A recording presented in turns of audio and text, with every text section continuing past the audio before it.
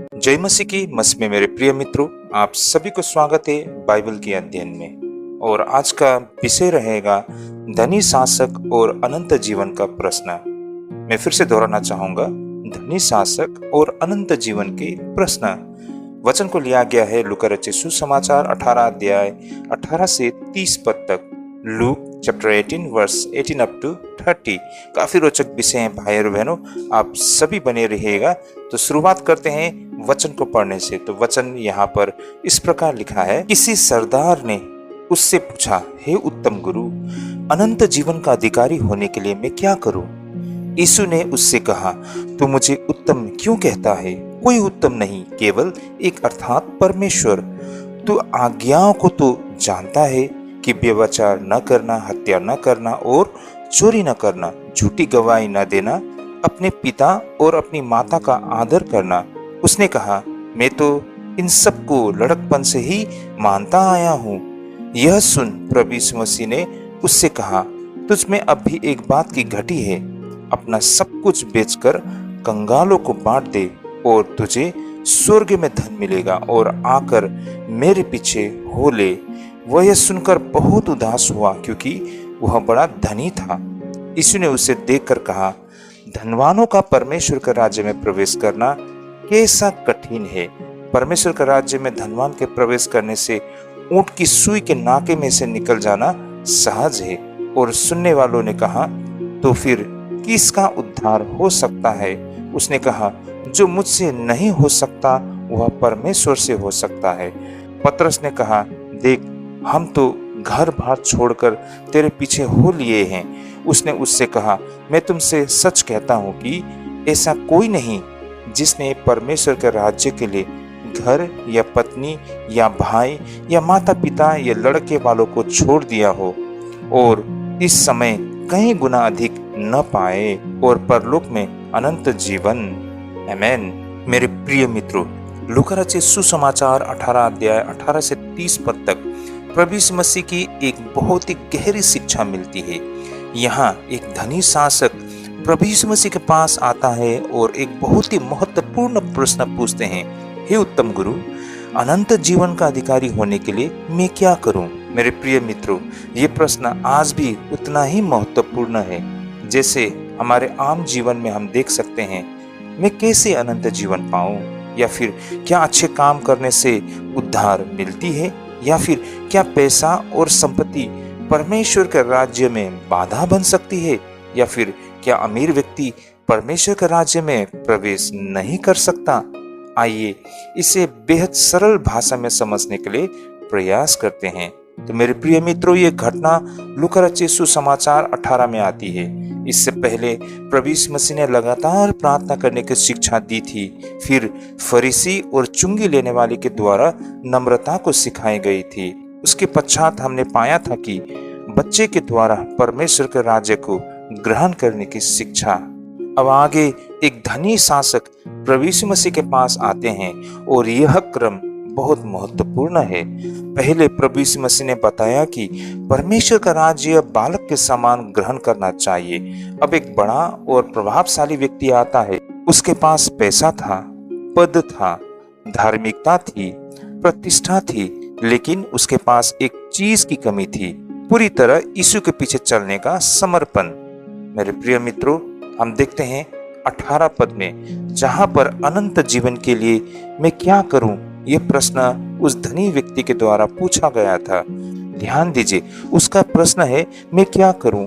उसके मन में शायद विचार था, मैं कौन सा अच्छा काम करूं जिससे मुझे अनंत जीवन मिल जाए। आज भी बहुत से लोग इसी तरह सोचते हैं। कोई कहता है कि मैं गरीबों की मदद करता हूँ, दूसरा कहता है कि मैं तो चर्च जाता हूँ, और दूसरा कहता है कि मैं तो प्रार्थना करता हूँ। लेकिन प्रभु यीशु मसीह हमें एक महत्वपूर्ण बातें समझाना चाहते हैं कि उद्धार केवल अच्छे कामों की सूची पूरी करने से नहीं मिलती है। तो इस तरह इस व्यक्ति के प्रश्न पर प्रभु यीशु मसीह का उत्तर इस प्रकार था, तू मुझे उत्तम क्यों कहता है? कोई उत्तम नहीं, केवल एक अर्थात परमेश्वर। यहाँ पर प्रभु यीशु मसीह उसके प्रश्न के पीछे छिपे विचार को सामने ला रहे हैं। वो केवल यीशु से एक धार्मिक सलाह लेने नहीं आया था, लेकिन प्रभु यीशु मसीह उसे यह दिखाने वाले थे कि वास्तव में उसका भरोसा कहाँ पर है। जैसे कि 20 पद में हमें दिखाई पड़ते हैं, प्रभु यीशु मसीह उसे कहते हैं कि तू आज्ञाओं को जानता है, व्यभिचार न करना, हत्या न करना, चोरी न करना, झूठी गवाही न देना, अपने माता पिता का आदर करना। यह सुनकर उस व्यक्ति ने कहा, इन सबको तो मैं बचपन से मानता आया हूँ। अब यहाँ एक महत्वपूर्ण बातें हैं। क्या वह झूठ बोल रहा था? शायद नहीं। संभव है कि वह वास्तव में व्यवस्था के बाहरी नियमों को गंभीरता से मान रहा था। वह धार्मिक व्यक्ति था, लेकिन प्रभु यीशु मसीह जानते थे कि उसके जीवन में एक ऐसी चीज है जो परमेश्वर से बहुत अधिक महत्वपूर्ण बन गई है। मेरे प्रिय मित्रों, यहाँ पर समस्या बाहर नहीं अंदर थी। यहाँ हमें बहुत ही महत्वपूर्ण सिद्धांत को समझना चाहिए। देखिए, परमेश्वर केवल हमारे बाहरी काम नहीं देखते हैं, वह हमारे हृदय को देखते हैं। जैसे एक व्यक्ति चोरी नहीं करता, लेकिन क्या उसके हृदय में धन के प्रति लालच है? एक व्यक्ति हत्या नहीं करता, लेकिन क्या वह किसी से घृणा करता है? या फिर कोई व्यक्ति व्यभिचार नहीं करता, लेकिन क्या उसका मन अशुद्ध है? इसलिए केवल ये कहना मैंने कोई बड़ा पाप नहीं किया पर्याप्त नहीं है। मेरे प्रिय मित्रों, आगे हम 22 पद में देख सकते हैं कि प्रभु यीशु मसीह ने असली समस्या पकड़ ली थी। प्रभु यीशु मसीह उससे कहते हैं, तुझ में अब भी एक बात की घटी है, अपना सब कुछ बेचकर कंगालों को बांट दे और तुझे स्वर्ग में धन मिलेगा, फिर आकर मेरे पीछे हो ले। यही कहानी का सबसे कठिन भाग आता है। क्या प्रभु यीशु मसीह हम में से हर एक विश्वासियों को अपना सारा धन संपत्ति बेचने का आदेश दे रहे हैं? बिल्कुल नहीं। ये समझना बहुत जरूरी है। प्रभु यीशु मसीह इस व्यक्ति के लिए उसकी सबसे बड़ी समस्या को सामने ला रहे थे, क्योंकि उसके लिए धन केवल संपत्ति नहीं था, धन उसके हृदय का मालिक बन गया था। तो फिर क्या धन रखना पाप है? बाइबल ये नहीं कहती है। धनवान होना पाप ही नहीं है। जैसे कि अब्राहम के पास भी तो संपत्ति थी, अय्यूब बहुत ही धनी व्यक्ति था, दाऊद के पास भी बहुत संपत्ति थी। बाइबल में अनेक विश्वासियों के पास धन था। समस्या धन होना नहीं है, समस्या है धन का हमारे हृदय पर अधिकार होना। एक आसान उदाहरण से समझने के लिए प्रयास करते हैं। मान लीजिए आपके हाथ में 10,000 रुपया है। आप कह सकते हैं कि ये पैसा मेरा है, मैं जो चाहूंगा करूंगा। और फिर आपके बगल में जिनके हाथों में भी 10,000 रुपया है, वो कहता है कि परमेश्वर ने मुझे दिया है, मैं इसका सही उपयोग करना चाहता हूं। तो मेरे प्रिय मित्रों, आप और उसमें आप दोनों के पास समान पैसा है, लेकिन दोनों का हृदय अलग है। पहले आपने कहा पैसा मेरा मालिक है, आपकी सोच के तहत पैसा आपका मालिक है, और आपके बगल में जो व्यक्ति है उस व्यक्ति के तहत परमेश्वर उसका मालिक है। मेरे प्रिय मित्रों, तथ्य को आप लोग समझ पा रहे होंगे। आगे प्रभु यीशु मसीह ने सब कुछ बेचने को क्यों कहा? क्योंकि प्रभु यीशु मसीह ने उस व्यक्ति के जीवन की सबसे बड़ी बाधा को पहचान ली थी। वो व्यक्ति प्रभु यीशु मसीह को चाहता था, लेकिन अपनी संपत्ति को छोड़ना नहीं चाहता था। वह अनंत जीवन तो चाहता था, लेकिन अपनी प्राथमिकताएं बदलना नहीं चाहता था। आज भी हमारे जीवन में ऐसा ही कुछ होते हुए हम देख पाते हैं। हम यीशु मसीह को तो प्रेम करना चाहते हैं, लेकिन हमारे सांसारिक चीजों को हम छोड़ना नहीं चाहते हैं। वह यीशु मसीह के साथ चलना चाहता था, लेकिन सत्य से प्रेम नहीं करता था। मेरे प्रिय मित्रों, वह व्यक्ति अपने धन को अपना अंतिम सुरक्षा स्रोत बनाए रखना चाहता था। यही कारण यहाँ पर प्रभु यीशु मसीह ने उसकी समस्या पर सीधे हाथ रख दी थी। मेरे प्रिय मित्रों, आपके सामने एक बहुत ही महत्वपूर्ण सवाल ये है कि कल्पना कीजिए कि प्रभु यीशु मसीह आज आपके सामने खड़े होकर कहे, तुम्हारे जीवन में ऐसी कौन सी चीजें हैं जिसे तुम मेरे लिए छोड़ना नहीं चाहते?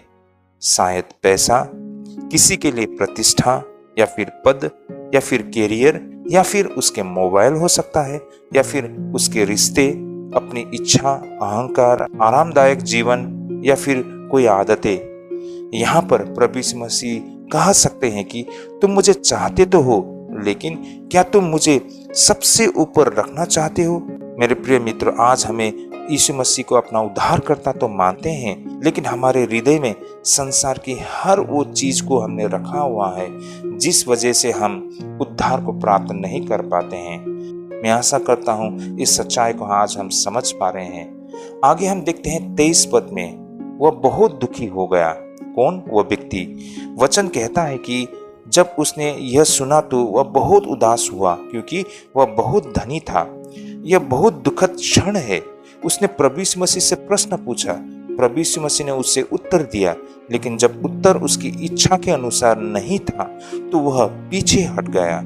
यह हमें एक गंभीर प्रश्न देता है, क्या हम यीशु को तभी स्वीकार करते हैं जब वह हमारी इच्छा के अनुसार बोलते हैं, या हम कहते हैं कि प्रभु आपकी इच्छा मेरी इच्छा से बड़ी है? आइए भाई और बहनों, इसे हम व्यवहारिक उदाहरण के तहत समझने के लिए प्रयास करते हैं। कोई व्यक्ति कहता है, प्रभु मुझे आशीष दीजिए, लेकिन परमेश्वर कहता है अपने जीवन की गलत आदतों को छोड़ो। व्यक्ति कहता है यह तो बहुत कठिन है। फिर वो कहता है कि प्रभु मुझे सफलता दीजिए। प्रभु कहता है अपने अहंकार को छोड़ो। फिर वो कहता है यह नहीं हो सकता। यही समस्या उस धनी शासक की भी थी। वह प्रभु यीशु मसीह से आशीष तो चाहता था, लेकिन यीशु की पूर्ण प्रभुता स्वीकार करने के लिए तैयार नहीं था।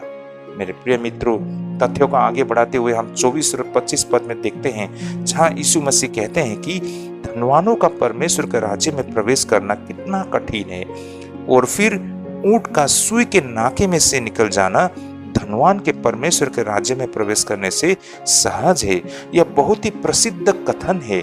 क्या प्रभु यीशु मसीह सचमुच कह रहे हैं कि कोई अमीर व्यक्ति स्वर्ग नहीं जा सकता? बिल्कुल नहीं। प्रभु यीशु मसीह धन की आध्यात्मिक शक्ति और खतरे के विषय में चेतावनी दे रहे हैं। मेरे प्रिय मित्रों, धन इतना खतरनाक क्यों हो सकता है? क्योंकि धन हमें यह भ्रम दे सकता है कि मुझे किसी की जरूरत नहीं। गरीब व्यक्ति कई बार अपनी आवश्यकता को आसानी से पहचानता है, लेकिन धनवान व्यक्ति सोच सकता है कि मेरे पास तो सब कुछ है। मेरे पास पैसा है जो सुरक्षा दे सकता है, सुविधा दे सकता है, साधन दिला सकता है, समस्या को हल कर सकता है। इसलिए धीरे धीरे वो व्यक्ति परमेश्वर की जगह पैसे को, धन संपत्ति पर भरोसा करने लग सकता है। मान लीजिए बारिश हो रही है, आप छाता खोलते हैं। छाता आपको बारिश से बचाता है, लेकिन यदि आप छाते को ही परमेश्वर समझ ले तो समस्या है। इसी तरह धन संपत्ति जीवन की कुछ समस्या में मदद तो कर सकती है, लेकिन धन संपत्ति जीवन नहीं दे सकता, पाप क्षमा नहीं कर सकता, आत्मा को नहीं बचा सकता, अनंत जीवन नहीं खरीद सकता। इसलिए पैसा साधन है, परमेश्वर नहीं। आगे हमें समझना होगा कि क्या गरीब व्यक्ति अपने आप परमेश्वर का राज्य में प्रवेश करेगा? बिल्कुल नहीं।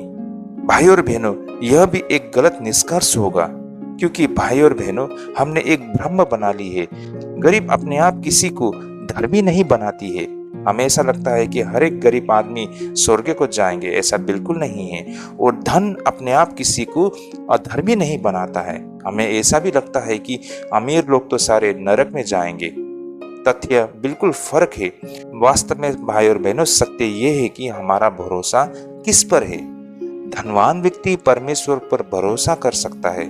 गरीब व्यक्ति भी रुपया, पैसा, धन संपत्ति को अपना परमेश्वर बना सकता है। इसीलिए समस्या बैंक खाते में नहीं, हृदय में है। मैं आशा करता हूँ इस सत्य को भी हम समझ पा रहे हैं। आगे बढ़ते हुए हम देखते हैं 26 पद में, जैसे कि यहाँ पर प्रश्न किया गया है कि तो फिर किसका उद्धार हो सकता है?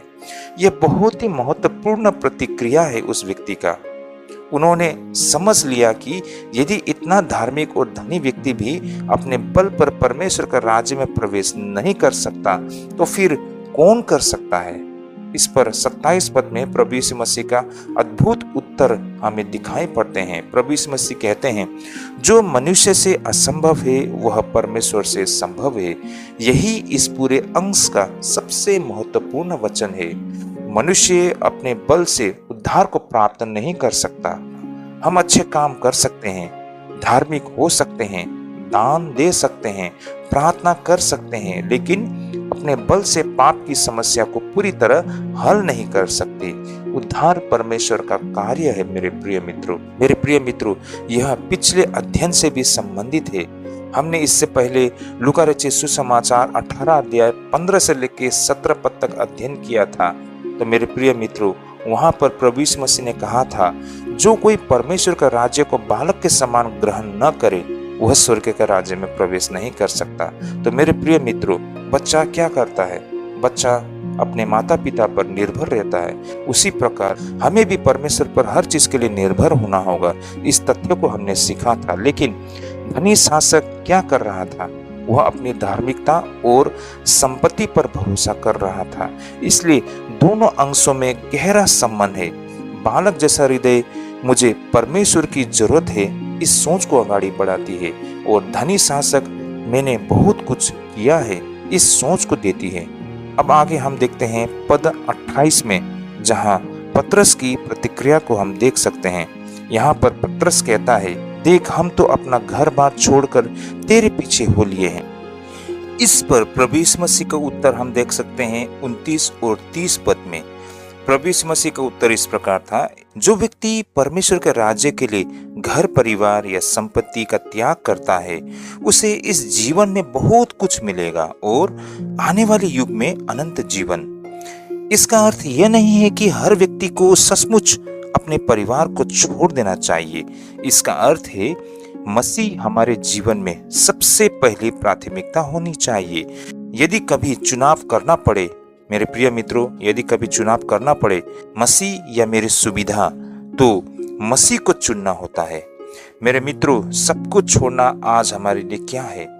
आज इसका अर्थ हर किसी के लिए एक जैसा नहीं होगा। किसी व्यक्ति के लिए इसका अर्थ हो सकता है गलत नौकरी छोड़ना, या फिर पापपूर्ण संबंध को छोड़ना, बेईमानी को छोड़ना, धन का गलत उपयोग को छोड़ना, अपनी प्रतिष्ठा का मोह को छोड़ना, परमेश्वर के लिए समय निकालना, अपनी इच्छा के बजाय परमेश्वर की इच्छा को चुनना।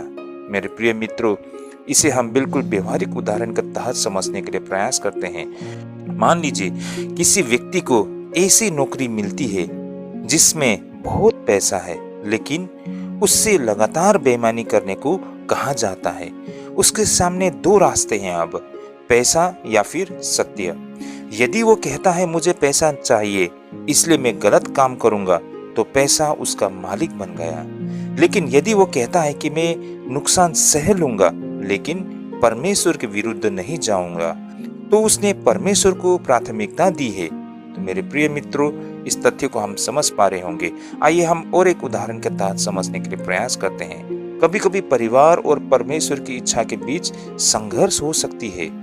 परिवार कह सकता है कि तुम यह मत करो, लेकिन यदि कोई व्यक्ति बाइबल के अनुसार सही काम करने का निर्णय लेता है, तो उसे कभी कभी विरोध को सहना भी पड़ सकता है।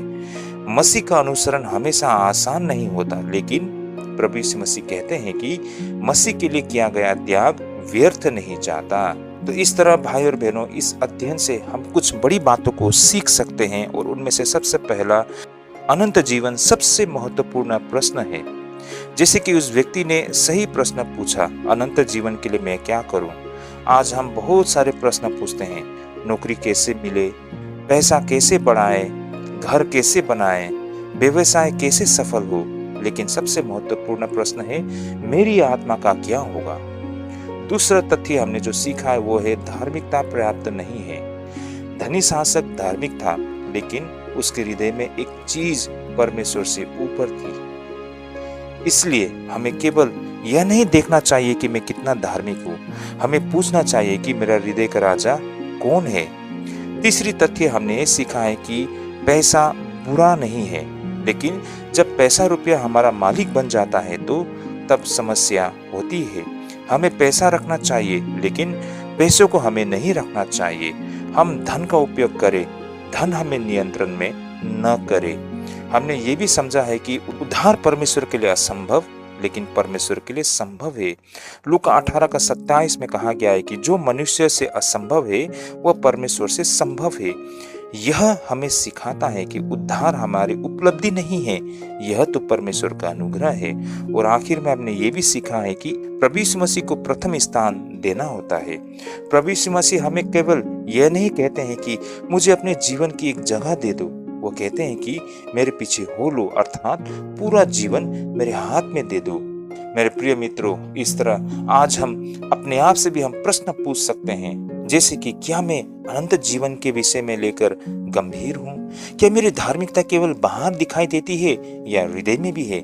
या फिर क्या पैसा रुपया मेरे लिए साधन है या फिर मेरी सहारा? और फिर ऐसी कौन सी चीज है जिससे मैं यीशु के लिए छोड़ना नहीं चाहता? हमें अपने आप को टटोलना होगा। और यदि यीशु आज मुझसे कहे मेरे पीछे हो ले, तो क्या मैं तैयार हूँ? इस तरह भाई और बहनों, इस पूरे अध्ययन से हमने कुछ बहुत ही बड़े संदेश को भी प्राप्त किया है। इस अध्ययन को केवल एक धनवान लोगों के लिए चेतावनी समझना बेहद गलत होगा मेरे प्रिय मित्रों, बल्कि यह हम सभी के लिए है। हर व्यक्ति के जीवन में कोई ना कोई ऐसी चीजें हो सकती है जिसे वह यीशु से अधिक महत्व देता हो।